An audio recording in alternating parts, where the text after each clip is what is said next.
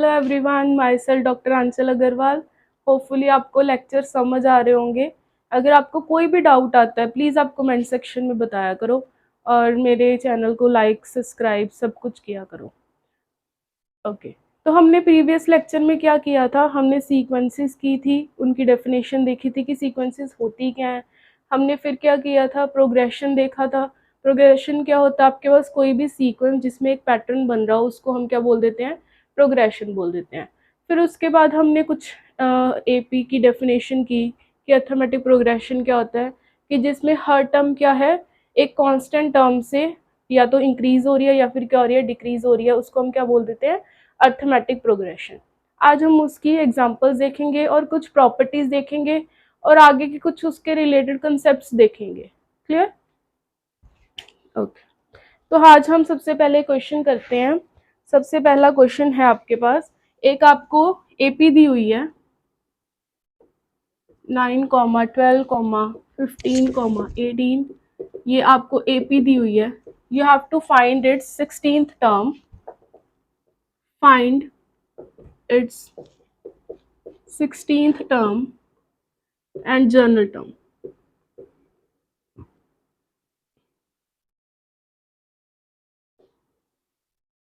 देखो अभी हमने पिछली क्लास में किया था कि जर्नल टर्म मतलब nth टर्म ही होती है।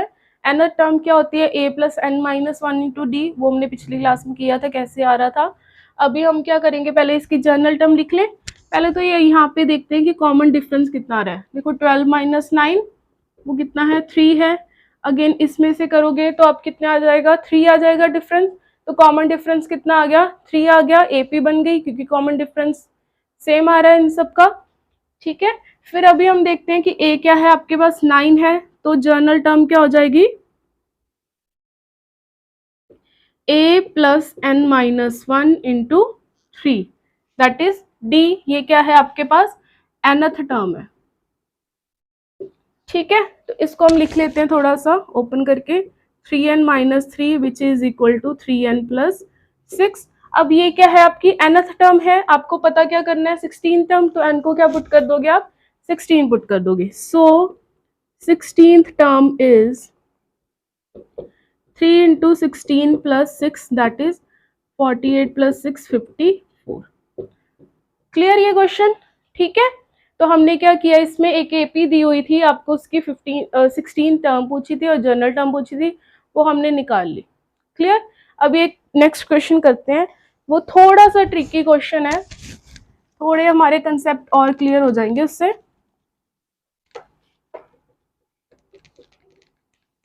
एक एपी दी हुई है आपके पास 25, 22, 3/4, 20, 1/2, सो ऑन। ये आपको एपी दी हुई है, आपको क्या करना है, फाइंड करनी है,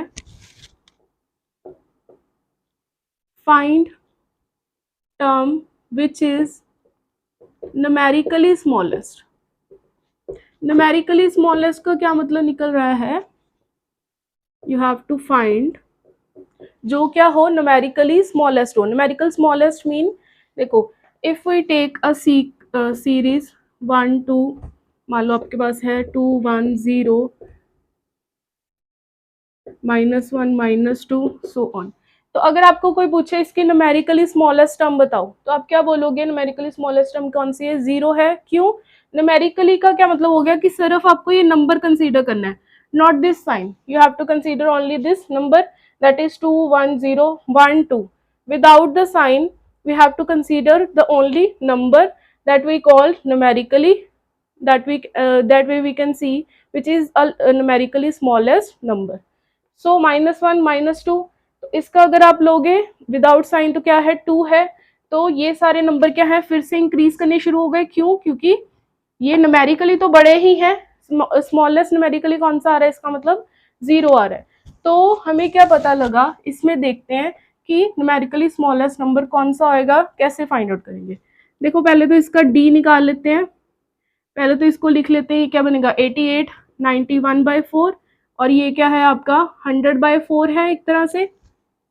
तो आप इसको डी क्या है आपके पास, इसका मतलब नेगेटिव है, इसका भी निकाल लेना, सेम वही आएगा -9/4। ए क्या है आपकी 25 है, you have to write general term that is nth term which is equal to 25 plus n minus 1 into d which is equal to 25 minus 9/4 plus 9/4 which will be equal to किसके equal आ जाएगा 100, 9/4 minus 9n, यही आ जाएगा आपके पास। ये क्या आ गई आपकी nth term आ गई। क्लियर। अब हम देखते हैं ये नेगेटिव कब होगी, पहले तो ये चेक करते हैं कि ये नेगेटिव कब होगी। an is equal to 109। देखो हमें सीधा दिख रहा है कि ये टर्म्स क्या है, डिक्रीज कर रही है, क्योंकि d क्या है यहाँ पे नेगेटिव है, तो ये डिक्रीज कर रही है। तो हम देख लेते हैं ये नेगेटिव कब होगा। This will imply 100 0, this is this thing, n is greater than 1, 12 point something आ गया। क्लियर। तो अगर n greater than 12 point something होगा तो ये टर्म क्या आ जाएगी, nth टर्म नेगेटिव आ जाएगी। तो negative term, so negative term कौन सी आएगी, फर्स्ट नेगेटिव टर्म कौन सी आएगी, इज 13th टर्म आएगी, बिल्कुल, क्योंकि n क्या है greater than 12 point something, that is obviously बात है, n क्या होता है नेचुरल नंबर होता है, so n is my 13, then an will be negative. But हमने अभी देखा कि अगर मेरे पास, मुझे क्या देखना था, न्यूमेरिकली स्मॉलेस्ट देखना था। क्लियर। अभी हम क्या करेंगे, इसकी 12th टर्म पहले पता करते हैं क्या है। 12th टर्म क्या है, 12 time this thing divided by 4, this is 109 minus 108/4, that is 1/4। अब इसकी 13th टर्म देखते हैं। 13th टर्म क्या आएगी, देखो 109 माइनस 9 इंटू 13/4, तो ये कितनी आ गई आपके पास 1178/4, दैट इज -2। तो अगर आप 14 टर्म निकालोगे वो क्या हो जाएगी, -2 माइनस 9/4, और बड़ी हो जाएगी। देख लेते हैं, एक बार लिख लेते हैं, A14 क्या हो जाएगा -9/4, क्योंकि कॉमन डिफरेंस कितना है -9/4 है, क्या आ जाएगा -17/4। इसका मतलब अगर हम न्यूमेरिकली देखें, ये क्या है 1/4 न्यूमेरिकली, ये कितनी है 2 है, और ये कितनी है आपके पास, ऑब्वियसली बात है मोर देन 3 है, मोर देन 4 है। क्लियर। तो इसका मतलब क्या हो गया, न्यूमेरिकली ये इंक्रीज करना शुरू हो गया, तो न्यूमेरिकली स्मॉलेस्ट टर्म कौन सी आएगी 1/4, that is my 12th term. Clear. ऐसे आप देख सकते हो। अगर आपको नहीं पता लग रहा कि भाई ये इंक्रीज होगी या डिक्रीज होगी आगे जो नेगेटिव वाली टर्म्स है न्यूमेरिकली, तो आप क्या करोगे, एक टर्म पता कर लोगे। क्लियर। ठीक है। अभी हम कुछ प्रॉपर्टीज देखते हैं एपी की।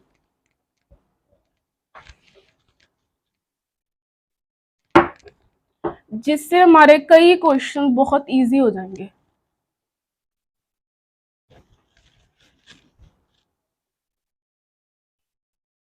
First property, properties of AP arithmetic progression. First property is if A, B, C are in AP, then B will be A plus C/2। हम क्या लिख रहे हैं कि अगर 3 नंबर क्या है AP में है, तो बीच वाला जो नंबर है वो क्या हो जाएगा A plus C/2।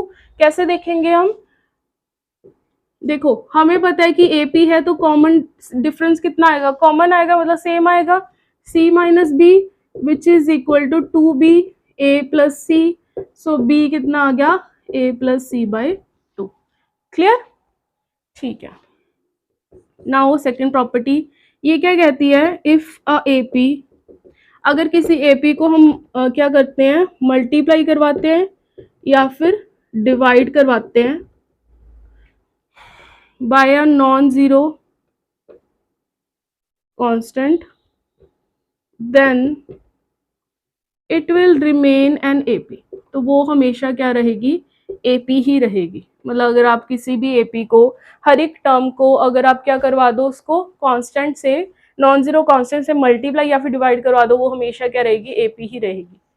For example, अगर मान लो मेरी ABC AP है, देन KA KB KCB क्या रहेगी, AP ही रहेगी। क्लियर। सिमिलरली यहाँ पे क्या था, मल्टीप्लाई डिवाइड था, अगर हम किसी एपी को सब्ट्रैक्ट या ऐड करवा दें, इज एडेड और subtracted by a constant, then it will remain an AP. फिर भी वो क्या रहेगी, एपी ही रहेगी, कोई डिफरेंस नहीं आएगा। ये आप देख भी सकते हो, इजी है देखना। फोर्थ प्रॉपर्टी इज इफ, अगर आपके पास दो एपीज हैं, A1 A2, ए एन एक एपी है, B1 अप टू Bn एक एपी है, देन अगर हम correspondingly A1 plus minus B1 करवा दें, कॉरस्पॉन्डिंगली सारे एलिमेंट्स को करवा दें, तो ये भी क्या रहेगी, एपी ही रहेगी। हमने क्या किया कि अगर मेरे पास दो एपीज हैं, अगर उनकी मैं कॉरस्पॉन्डिंग टर्म्स को क्या करवा दूं, या तो ऐड करवा दूं या सब्ट्रैक्ट, तो वो भी क्या रहेगी, एपी ही रहेगी। Clear. Next property, if in AP we take numbers at common intervals, इसका क्या मतलब है मैं बता रही हूँ, then it will also be an AP, वो भी क्या रहेगी, AP ही रहेगी। फॉर एग्जाम्पल अगर मान लो A1 up to A2 A3 ये क्या है, AP है मान लो ये, तो हम क्या बोल रहे हैं कि अगर हम नंबर्स ले लें किसके ऊपर, कॉमन इंटरवल, इसका क्या मतलब हो गया कि अगर मैं क्या करूं, एक टर्म मैंने फर्स्ट टर्म उठा ली, फिर क्या करूं मैं थर्ड टर्म उठा लूं, क्या इंटरवल लिया मैंने, एक इंटरवल छोड़ के लिया, ठीक है। उसके बाद फिर मैं कौन सी टर्म उठाऊंगी, फिफ्थ टर्म उठाऊंगी। ऐसे अगर मैं एक एक इंटरवल छोड़ छोड़ के ये उठाती रहूं, तो मेरे पास वो भी क्या बनेगी, एपी ही बनेगी। अगेन अगर आप क्या कर लो, सेकेंड टर्म उठा लो, फिर क्या उठा लो, फोर्थ टर्म उठा लो, वो भी क्या रहेगी, ऐसी अगर मैं उठाती रहूंगी, तो एक जो नया सिस्टम आएगा वो भी क्या रहेगा, एपी ही रहेगा। क्लियर। इसका क्या मतलब हुआ, fifth sixth. So if we take, अगर हम क्या ले लें, A1 up to AN AP में AN minus k AN plus k, तो ये भी AP ही रहेगी। क्यों, क्योंकि ये कौन सा इंटरवल, इसमें कौन सा वो आ रहा है आपके पास, kth इंटरवल के छोड़ के ले रहे हो आप, इसमें भी कौन सी टर्म ले रहे हो, kth इंटरवल छोड़ के ले रहे हो, तो ये भी एपी रहेगी बाय दिस थिंग। ठीक है। तो आपके पास हमने अभी किया था फर्स्ट प्रॉपर्टी में, अगर तीन एलिमेंट एपी में हो तो क्या हो जाता है, सेंटर वाला एलिमेंट किसके इक्वल आ जाता है, an प्लस के बाय 2।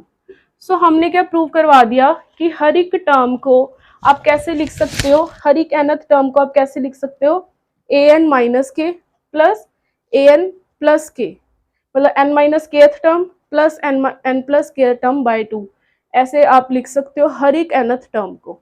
क्लियर। ठीक है, एक लास्ट प्रॉपर्टी रहती है,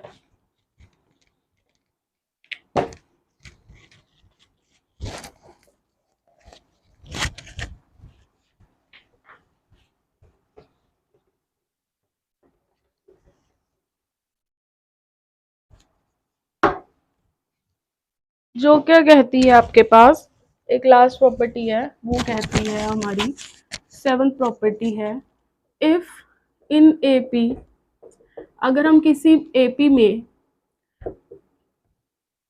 सम of terms equidistant from end and beginning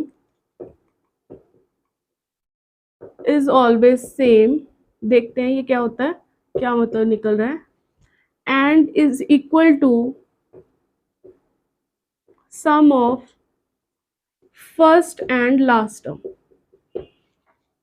क्या मतलब निकला इसका, देखो ये क्या बोल रहे हैं, अगर कोई भी एपी है आपके पास, मान लो A1 अप टू AN, क्या बोल रहे हैं, सम ऑफ टर्म जो क्या है, इक्विडिस्टेंट है, कहाँ से, एंड से और शुरुआत से, बिगिनिंग से, वो हमेशा क्या होएगा, सम उनका सेम रहेगा, और किसके इक्वल होएगा, sum of first and last term. देखो अगर आपके पास मान लो ये एपी है,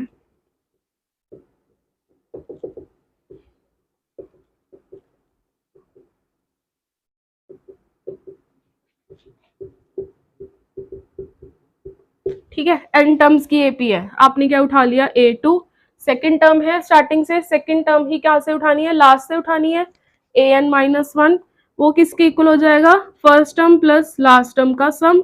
सिमिलरली अगर A3 उठा लो, थर्ड टर्म है स्टार्टिंग से, तो थर्ड टर्म ही कहाँ से उठानी है, लास्ट से। वो कितनी हो जाएगी, an-2, वो किसके इक्वल हो जाएगा, a1 प्लस an। तो सिमिलरली a4 प्लस an-3 हो जाएगा, वो किसके इक्वल हो जाएगा, a1 plus an। Clear, done, ठीक है।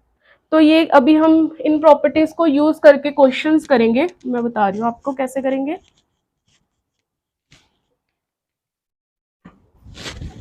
अगर आपके पास 3 मान लो नॉन जीरो नंबर है,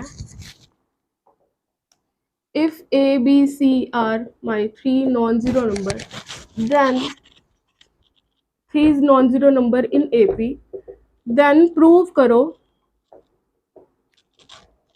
A plus 1 by BC, B plus 1 by AC, C plus 1 by AB, B क्या होगी आपकी, AP ही होगी। ठीक है, तो हमने अभी देखा था एक प्रॉपर्टी कि अगर दो एपीज है उनका सम और डिफरेंस भी क्या होता है, एपी होता है। ये तो एक एपी है, अगर हम प्रूव करवा दें ये वाली टर्म, ये वाली टर्म और ये वाली टर्म, ये एपी बना रही है, तो हमारा सम वाली प्रॉपर्टी लग जाएगी। देखो we have show 1 by BC 1 by AC 1 by AB is an AP, कि ये एपी है आपके पास। अब आपको पता है कि ABC क्या है, एपी है आपके पास, सिंस दिस इज एपी। सो आपको पता है कि अगर किसी भी एपी को आप कांस्टेंट नॉन जीरो से मल्टीप्लाई या डिवाइड करवा दो, वो अगेन क्या रहती है, एपी ही रहती है आपके पास। सो डिवाइड बाय, अब आपको पता है कि एबीसी क्या है, नॉन जीरो है, तो एबीसी भी क्या रहेगी, प्रोडक्ट में नॉन जीरो नंबर ही रहेगी। तो डिवाइड बाय एबीसी, सो क्या आ गया, A by ABC, B by ABC, C by ABC, which is, तो ये भी क्या रहेगी, एपी ही रहेगी। इसका मतलब 1 by this thing 1 by A B is also an A B. तो आपके पास क्या आ गया, इसका और इसका सम क्या आ जाएगा, एपी आ जाएगा by property. So this is an AP. Clear, done, ठीक है। अभी हम एक क्वेश्चन और करेंगे।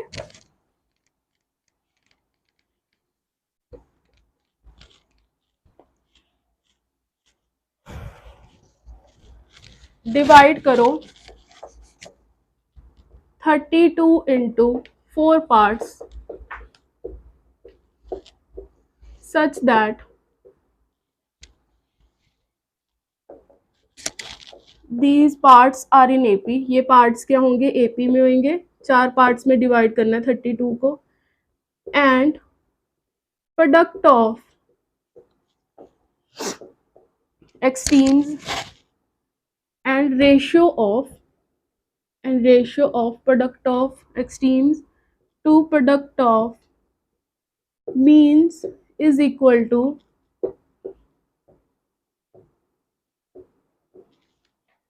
7:15।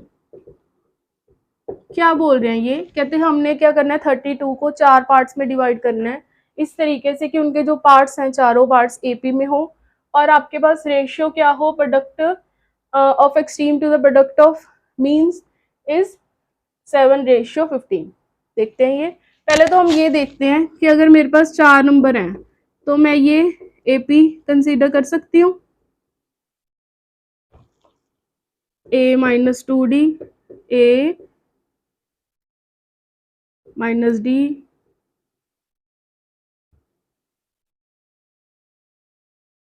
डिफरेंस कितना लेंगे हम, a कॉमा सॉरी 3d आएगा यहाँ पे, ठीक है। तो फिर बात बनेगी अगर 3d लेंगे, a-3d, a-d, a+d, a+3d। देखो अगर हम 4 नंबर ले रहे हैं तो हम उनको ऐसे लिख सकते हैं, ये एपी में है, बिल्कुल है। तो अगर आपके पास 32 को अपने 4 पार्ट्स इनमें मान लो डिवाइड कर दिया आपने 32 को, तो इनका सम पहले तो क्या होगा, 32 होगा। सम क्या होगा देख लेते हैं, सम क्या है, 4a minus 4d plus 4d, तो ये तो गया, तो यहाँ से a तो आ गया कितना, 8। क्लियर, ठीक है, ये सही कर रहे हैं हम। चलो पहले तो ये देखते हैं, हाँ बिल्कुल। तो इनका सम कितना आ जाएगा आपके पास, 32। तो ए कितना आ गया, 8 आ गया। अभी दूसरी चीज क्या बोल रहे हैं, ratio of product of extreme to the product of mean.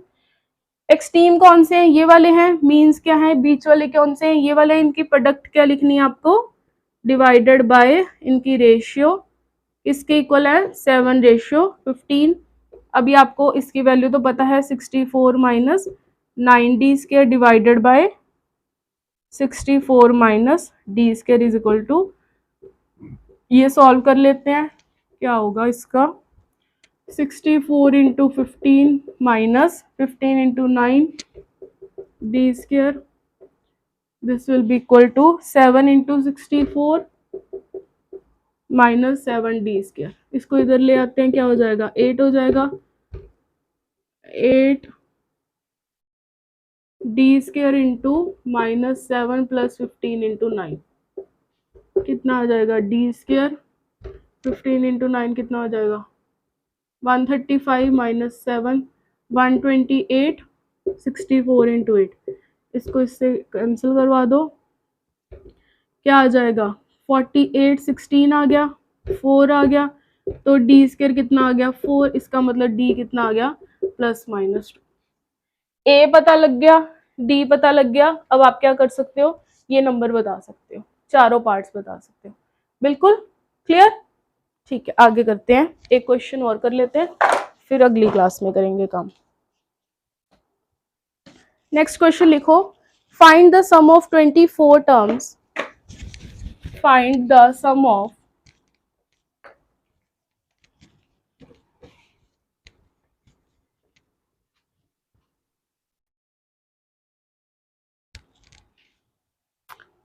find the sum of 24 terms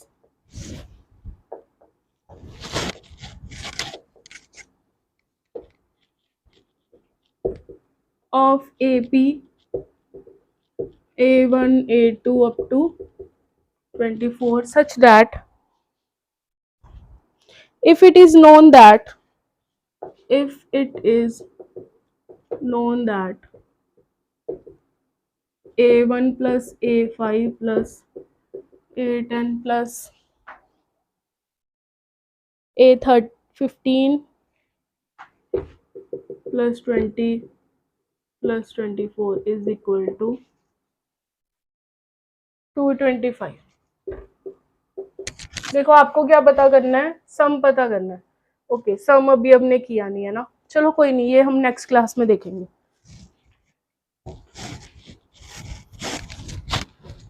okay so अगर आपको कोई भी डाउट हो, अर्थमेटिक प्रोग्रेशन जितना भी हमने अभी किया है, एक तो हमने उसकी प्रॉपर्टीज कर ली, एक हमने देखे उसके क्वेश्चंस, और हमने प्रॉपर्टीज को देखा कि यूज़ कैसे करते हैं।